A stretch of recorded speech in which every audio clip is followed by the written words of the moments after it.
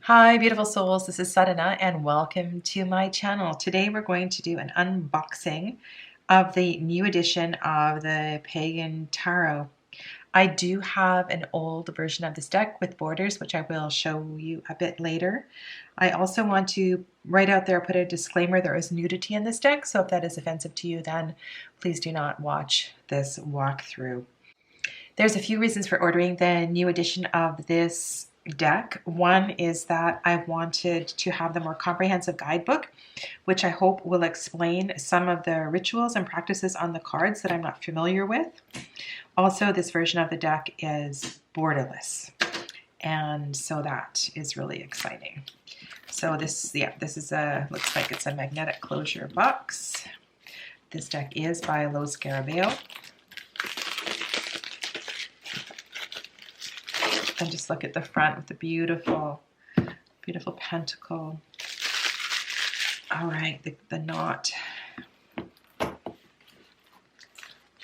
Okay.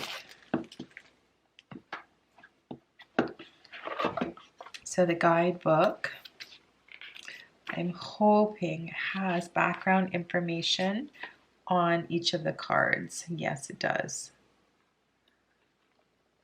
Not a lot. I was hoping there would be more because some of the cards have really significant rituals to them.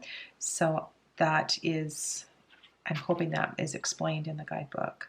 So it looks like a really nice guidebook. And then here you can see what's going on for the minors. So you got a paragraph or so for each of the minors.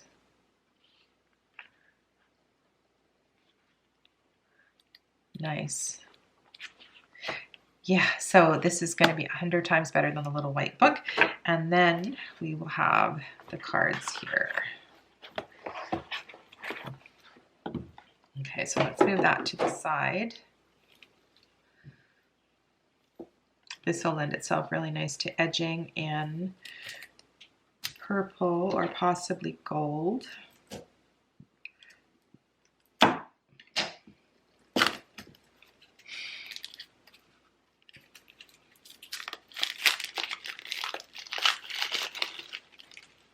Okay, and here we have the title card.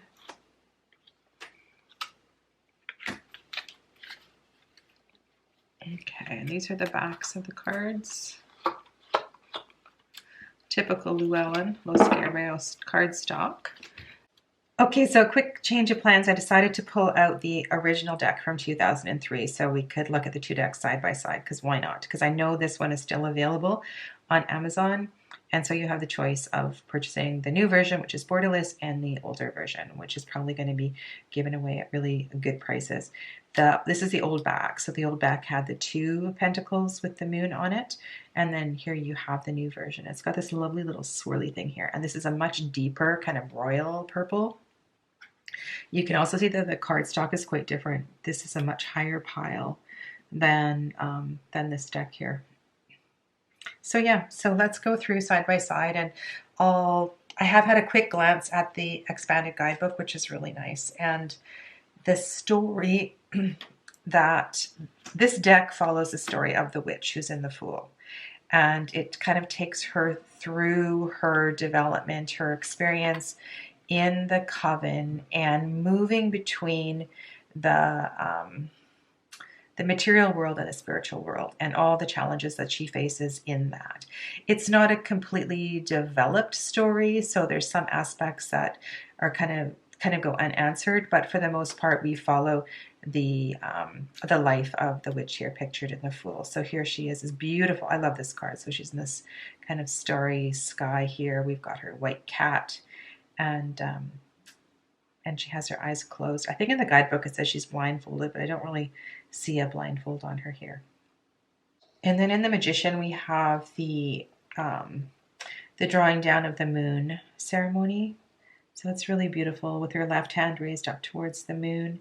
And then you can see all of the elements represented here on the card. So for the most part, if you do read Rider-Waite-Smith, you can read this deck as a straight up Rider-Waite-Smith, but some of the cards do deviate from that and follow the story of this witch. So here you can see she's standing with the coven, and then the priestess here is kind of drawing in the energy of the divine feminine. Beautiful card here with the full moon. The color looks identical to me. There's no change in color in the artwork between the old version and the new version. And I love this Empress card. Having the 3 generations of the feminine represented here. We have this feminine statue in the garden and the red roses. It's a really beautiful depiction of the Empress card. And then if you compare this card to the one we saw in the High Priestess, we were outside, now we're inside. And we've got this sense of kind of enclosure, and you can see the High Priest here. We've got a sense of all that comes up when we have authority, right? And so we want to make sure that when the Emperor card comes up, that we are looking at authority in balance and leadership in balance, and that's not an abuse of power. And then in the Hierophant, we have, kind of a scary scene here. And I haven't quite processed this card, but it's really, I believe we have the priest here from the church looking down on the scene, and then here we have the witch here looking very sad towards, this ensuing chaos. So a different perspective on the Hierophant, but we need to look to the bigger perspective of what the Hierophant card represents. And this is an equally challenging Lover's card. This reminds me a lot of the Path card in the Lenormand, where, we're at a point in our life where we need to make choices. And here she's looking, she should be following maybe perhaps her coven members, but then here's her family. So her grandmother and her child, and she needs to make a decision, to go to the coven meeting or to the ritual, or to go towards the family. So yeah, so the choices. And if you like a Lover's card that is clearly about choices, this is a really great illustration for that. And then here we have the Chariot. So you see the witch here, she's sitting on the back, and this is about not moving forward. So some kind of action needs to happen in order to move forward. Not ready to take the reins and move quite yet.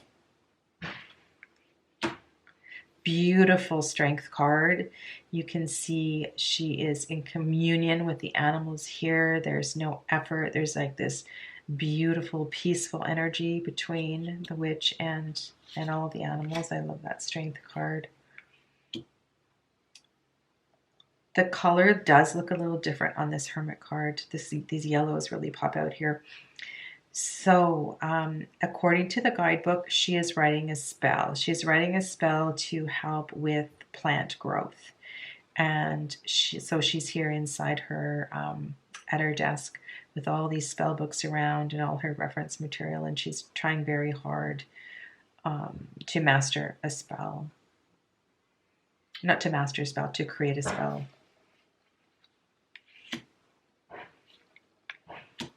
And then in the wheel, we see the wheel depicted as the astrology wheel. And so here we've got, her in the everyday world. So we're also looking at the balance between astrology, or her spirituality, and, the real world that encircles her, and all the ups and downs that come with that. And then this is the plant, I believe, that she was trying to grow with that spell in the Hermit card. Here is a High Priest, High Priestess, and they're giving her some guidance on the rules of spell making. This card also reinforces the rule of 3 that shows us, whatever we send into the universe is going to come back threefold. And I believe that is quite a universal philosophy. And then here we have the Hanged Man. So she is preparing to move towards initiation. And so with the sensory deprivation, you know, with the blindfold, with her hands tied behind her back, she's able to gain a different perspective. So kind of a cool version of the Hanged Man. And then the next card, the Death card, is a continuation of that card. So here we see her actually at the initiation. And so we have the butterfly here. And so the Death card is about releasing her old material self and moving toward her spiritual self, which is it's a great way to have a look at the Death card. And then we're back in the real world, and we've got the balance of the energy between the material world and the spiritual world. And you can see here, she's got a lovely mudra. She's drawing the lemon skate in the air.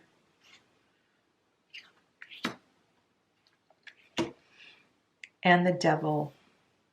Some of these cards are a little tricky, and I was hoping that the guidebook would follow through and really kind of develop the story, but like I said, we've got a partially developed story here. So for some reason, she's on the floor. The coven members are behind her. She has the depiction of do you remember the child and the grandmother in the Lover's card? So they are here in spirit with her, and she's having to make some decisions about, you know, the life with their family and the life with the coven. And we'll see that developed even more in the next card. So in the Tower card, this takes on a whole new perspective. And so she finds herself in this ritual with the coven and decides to turn away from the coven because she doesn't feel this is supporting her spiritually. So she walks away. So the Tower card is about stepping away from beliefs that don't support her on her spiritual path. And then on her path, leaving kind of the scene that we just saw, her hope is restored, and she has this vision of the divine feminine. So a really pretty hope card, star card. Drawing down of the moon again, she has her sword and her crystal here. We've got the traditional lobster or the crayfish in the card as well too. Nice watery moonlit scene. And yeah, so this card does really speak to, you know, doing your work, you know, doing your shadow work and allowing yourself to go to those darker places and allowing those things to be revealed. The Sun card does remind me very much of the Everyday Witch Tarot, and I might do a side-by-side with the Everyday Witch because I think there's some similarities and some, you know, interesting discussion that we could have with these two decks. But here we've got her, she's out of her robes, she's in her own swimsuit, and she's at the beach, and kind of got that, you know, we don't have the baby riding the horse, but we do have that sense of childlike happiness and innocence with the Sun card. And then in the Judgment card, we see the witch. She's on the therapist's couch, and we see some of her visions. So we see a hanging scene here. I'm assuming that's her. And then she's on, or a woman is on a pyre, probably her. And if you haven't already seen my video about past life readings, this is a really important part of the reason why we go to the past is so that we can heal the present. And it's not so much as going back to the story, but going back to the lesson from the story. And if we haven't integrated those lessons, then they will be reoccurring during the present lifetime. And this is a beautiful depiction of that message. And then in the World card, we have the elements represented here. And these elements here are the four, so in this deck, they're the pages. So they're called instead of the pages, we have these elementals as the first of the cards in this deck. Yeah. So that's the majors. And then we go on to the cups. And again, you're going to see some similar images to a Rider-Waite-Smith deck, and then some are going to stick closer to the story that we have been already seeing. So here she's looking at her own image in the mirror in the Two of Cups. And I like that, quite like that presentation. Three of Cups.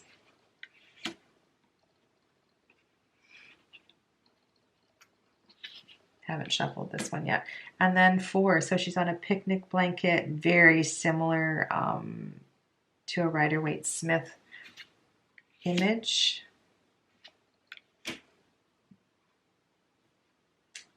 Same with the 5. 3 cups down, 2 cups up.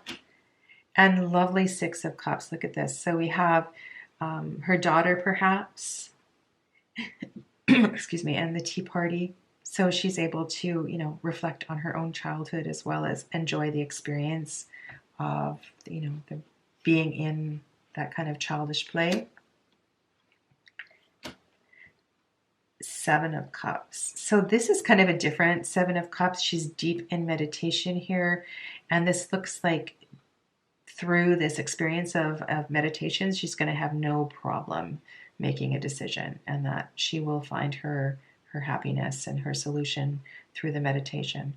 So I really like this this take on the 7 of Cups. And then she looks pretty happy here in the 8. So she's kind of find her balance between you know, the material world and the witchy world. And then we have 9 of Cups. So lots of possibilities for reading with that card. And then 10 of Cups. And this card got me thinking, well, if in the Tower card, she walked away from the coven, or she was leaving the coven, but now it appears she's back with the coven. So this is what I was saying. This is not a story with a beginning and an ending, but a story with multiple layers. And you'll also see in several cards that many of the witches have multicolored robes, and these are to represent the elements and bring the sense of element in.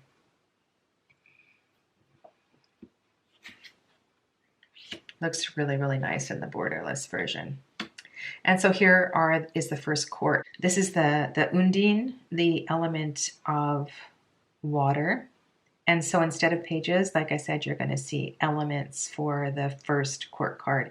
And because the water is a feminine element, all of the courts in the suit of water are female. So we have the novice.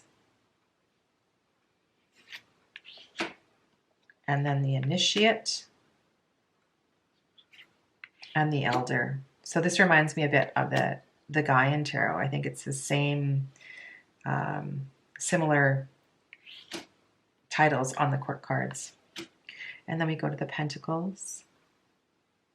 Not typical of pentacles, for me anyway, to see a wintry scene. Usually it's quite a spring or a late spring scene in the Ace of Pentacles.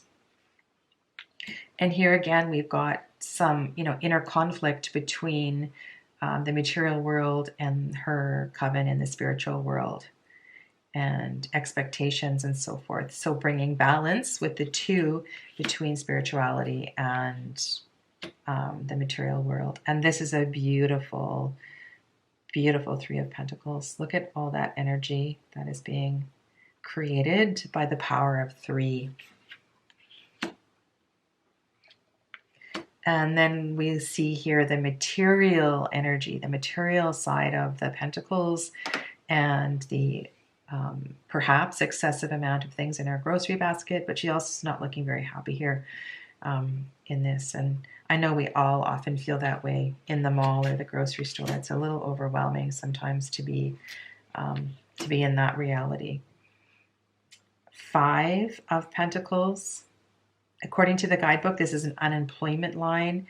And again, we have this conflict between her spirituality. She's holding the pentacle, and you know, what she wants to reveal to the outside world or not. And then we do have the church on the outside and some coven members in the outside the window.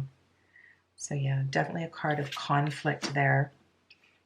And then we have the card of giving and receiving. So you can kind of read that one as, you know, straight up, or you can stick with the story of the witch. Then we have the 7. And I believe this revisits the magic of some of the major cards. So here she is kind of perfecting her spell to help with the growth of the plants. And you can see the things are growing very well behind her. So early sense of mastery, perhaps. And then we have the 8 of Pentacles. Things are looking quite balanced there. And again, this is one of the cards that reminds me of the Everyday Witch. So she's looking really relaxed and fulfilled with some of her troubles and all her hard work behind her. And the 9 of Pentacles. And this is quite a different 10 of Pentacles. So here she's gazing at her altar. She has a mirror on the back of her altar and realizing that it has not been very well maintained. There's just way too much stuff here, and it's time to kind of simplify and to, you know, to clean up her altar. So yeah, this is a really good card. This would make an excellent oracle card, right? And this kind of harks back to the 4 of Pentacles and the excessiveness. So in the 4 of Pentacles, we saw the excessiveness in the grocery basket, and here we kind of saw we see a sense of chaos and disorganization that has resulted from excessiveness on her altar. And the elemental for the suit of Pentacles is the gnome. Gotta love that one. And then we have the Novice of Pentacles. And again, these are feminine energy. So we'll see all women on this one. So then the Initiate and then the Elder. And then we move to the Ace of Wands. And similarly to the Ace of Pentacles, here we have the, you know, we have the dryness, the parchness of the excessiveness of the element of fire. So this is a really interesting illustration for the Ace of Pentacles. Beautiful, beautiful wand. And here she is off, about to move towards something new, maybe a decision to be made, exactly which direction to go. And the 2 of Wands. This 3 of Wands looks, could be, you know, a magician card. There's the elements represented here, but anything is possible. And so one thing, the nice thing this deck does is it moves back and forth between, you know, the more spiritual cards and the more material cards. 4 of Wands. A celebration. And here's another example of the others, the elements being represented by the colors of the robes in the background. So here she is trying to direct the situation, and so we have a bit of a control issue, a battle with control ensuing in the 5 of Wands. And beautiful card of coming together of energies and magic in the 6. I like how the colors are kind of muted, right? It's very, very colorful, but it's not bright. And then in the 7, we're back in the material world, and there's some issues here, but it looks very much like, you know, she's got this. It's not something, and this is not typical like a defensive kind of card like we see in a traditional Rider-Waite-Smith. So this is more true to the story of this particular tarot. And then we have the 8 of Wands. She looks very content here. So this is more like the energy moving towards her. So all that she has worked towards is now coming back. You've got money here. So things have come. The energy she has put out is now, she is now receiving. So again, a little bit different meaning. And then in the 9, this kind of harkens back to the Chariot. But she has help here.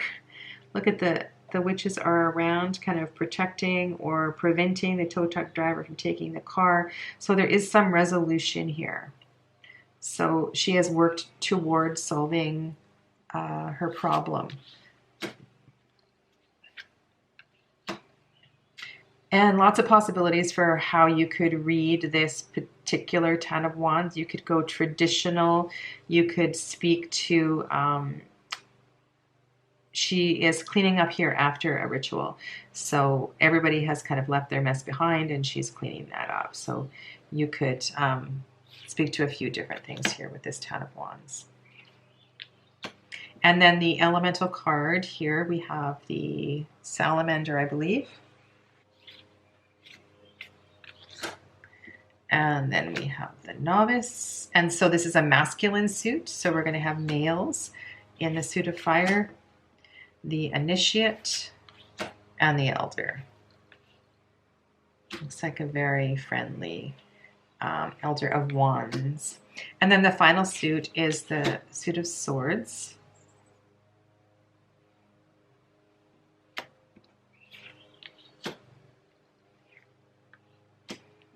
And so, of course, we're going to see some challenging images here. In the guidebook, it does speak to this being someone who is helping her to make her decision. This is not intended to be a scary card. So her friend, her coven member, is holding his or her hands over her eyes to help her turn inward and to make the decision that needs to be made. So if you didn't have the guidebook, that you could take that card a lot of different ways. And we also learned in the guidebook that here we have the light from a television screen. So she's not watching the TV, but she's just sitting there in the light. So we have this sense of her being in a very cold space in the material world. And she's dealing with, issues of the heart, the past, and grief. And so, yeah, kind of a interesting Three of Swords. And not completely, but a different take on the Four of Swords as well, too. So bad night's sleep, everything's all ruffled up. She has some decisions to make. So in this deck, the Four of Swords focuses more on not so much the restoration, the recovery, but actually this is a time that a decision needs to be made. You need to focus on clear thinking in order to move forward. And then in the Five of Swords, she is back to back with a coven member in a defensive position. So this speaks a little bit to me to the traditional Seven of Wands.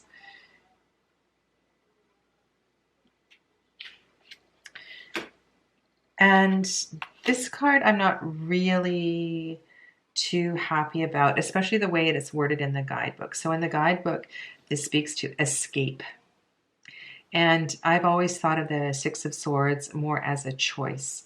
It's a decision to leave what's no longer serving you behind. And of course, you don't have to go with the meaning in the guidebook, but I really didn't like the way that was described in the guidebook as this being escape, because I don't see the Six of Swords as escape at all. It's just a natural evolution of, leaving the Five of Swords behind because you have grown and you're ready to leave that.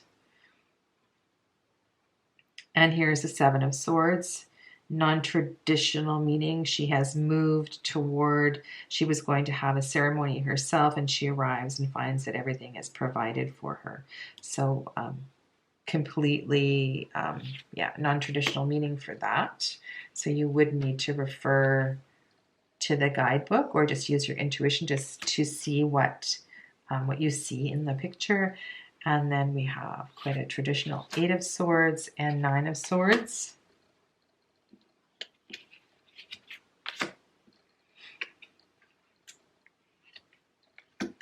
And a really interesting depiction of the Ten of Swords. And I'm actually going to read from the guidebook for you for this one. Determined to spend no more sleepless nights, our witch takes on her problems head on. The broken swords represent problems or situations that need handling. Some need to be broken down for easier handling. Some need to be thrown in the garbage. She has learned that she has far more control over her life than she ever realized. You too have control over your life and the way you think about and approach things. Whether external circumstances control you and your happiness is up to you. There's some editing needed in the guidebook here. How much power are you willing to give other people or insignificant situations? Magic is largely intent or will. Make up your mind and be strong in control of your life and your magic. And then the elemental for the swords is the sylph. And in this tarot, the pages or the elementals are to represent the purest form of the energy. And if you're not familiar with this elemental, sylphs often assume human form, but only for short periods of time. They vary in size from being as large as a human to being much smaller. They are volatile and changeable. The winds are their particular vehicle. They work through the gases and ethers of the earth and are kindly toward humans. They are usually seen with wings, looking like cherubs or fairies. Because of their connection to the air, which is associated with the mental aspect, one of their functions is to help humans receive inspiration. So I think that's a really beautiful card. And then we have the novice.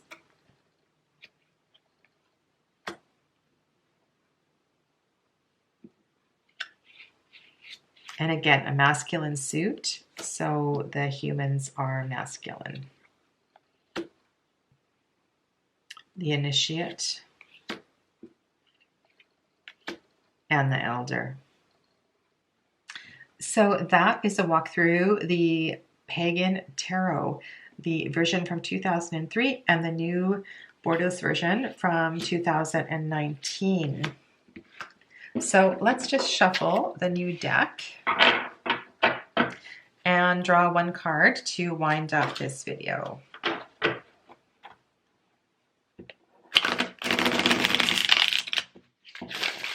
Shuffles beautifully. I can see there's a chip on the side of a couple of cards already. Kind of the laminate peeling, but that's okay.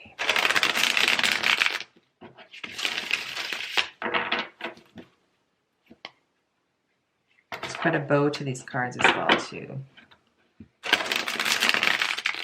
There we go, straighten it out a bit.